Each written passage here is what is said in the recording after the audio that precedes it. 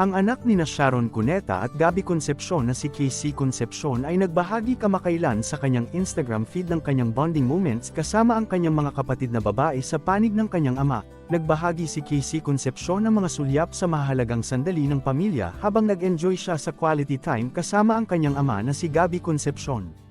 Kasama rin nila ang mga kapatid niya na sina Gary at Samantha Concepcion. Higit pa rito, nilagyan ng caption ni Casey ang kanyang post ng Core Memories Unlocked with My Sisters, A Weekend to Remember, kung saan tinagpa niya sina Gabby, Gary at Samantha. Sa mga larawan, makikitang masaya si Casey sa bonding nilang mag-aama.